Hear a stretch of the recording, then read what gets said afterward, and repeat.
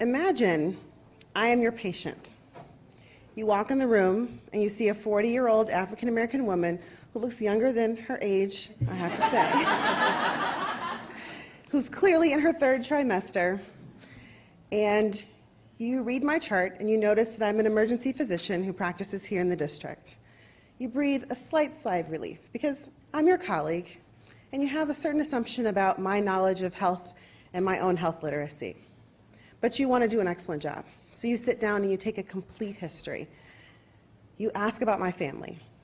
You find out that in my family there are high rates of diabetes, high blood pressure, end-stage renal disease, where several family members are on dialysis and have had to undergo amputations.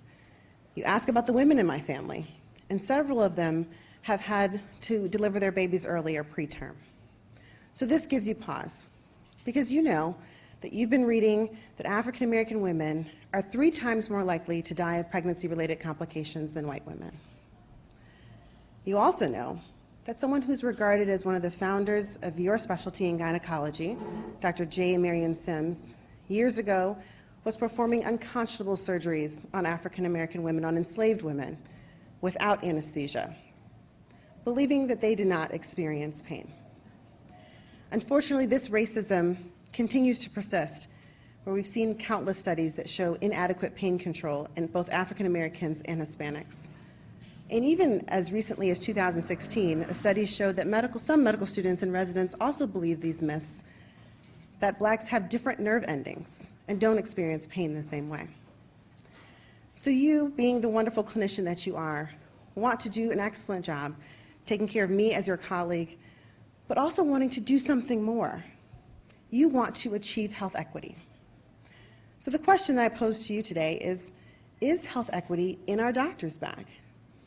You may or may not have seen someone carry one of those large leather bags, although I know that a couple of my colleagues, or one in particular, still has one, and we question that. But when I talk about a doctor's bag, I mean the tools and the resources that we have as physicians to do our best and to do a little bit more. I represent the Association of American Medical Colleges, and I want to give a few examples of our medical schools and our teaching hospitals that are thinking about health equity and what is also in our doctor's bag. So we'll start in the Midwest, where I hail from, go blue, south of Michigan in Ohio, in Cleveland, Ohio. Cleveland is ranked 99 out of 100 in terms of preterm births, has one of the highest infant mortality rates in the country. And we have 3 large academic medical centers there, Cleveland Clinic, University Hospitals and Case Western, and Metro Health, who have recognized this problem and said, we have to do something about it. They've created a consortium with the 3 institutions as well as community members and other organizations to tackle this firsthand. And they're looking at their doctor's bag in a variety of ways, but first through unconscious bias. They are creating a curriculum to address the racism that they see among providers and making sure that all the providers who have any interaction with women will have a curriculum. And this isn't a one-time thing. This will be ongoing, and they'll measure their results. If we go a little further south to Cincinnati, they're thinking about, the Cincinnati Children's Hospital is thinking about their doctor's bag in terms of the data they collect. We collect a lot of information on our patients, and one is their zip code. Close to the hospital, there are 2 neighborhoods, Avondale and Price Hill neighborhood, that are high poverty areas, and they noticed that the hospitalization rates of the children who live in those neighborhoods are much higher than in nearby affluent neighborhoods. So they created coalitions as well of interdisciplinary providers, patients, and their communities, and are addressing the social determinants of health that they see right there in those neighborhoods. One example is working with the local pharmacies to make sure that medications are available for families who experience asthma in advance of asthma exacerbation season. They noticed a 20% reduction in hospitalizations after this work. If we go a little further south, in Miami-Dade County is ranked 61 out of 67 in terms of health outcomes. Medical school there, Florida International University, has decided that they will reject what was recently reported in the Wall Street Journal op-ed that social accountability is not part of medical education, but instead they've embedded it throughout. And they think about their doctor's bag in terms of not just what's in it, but who's carrying it. It's not just the doctor. It's all of our health professionals, and it's our community members and other entities that we work with. So each medical student is paired with a nursing student, social work, public health, sometimes even law and education, and working in families' homes to address the concerns that they see on a day-to-day basis. Through their efforts and their pilot program, they noticed a 50% reduction in emergency department visits.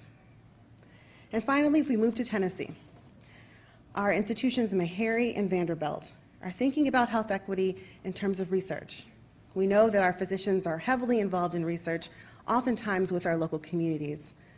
But sometimes we ask the question, we receive the funding, and then we engage our community members. Instead, they've developed community engagement studios, where as the question is being developed, they're bringing community members in and saying, is this the right question? Is this the right population? Are we asking it the right way? Are we reaching out in the way that's most meaningful? And the studies are changing because of their input.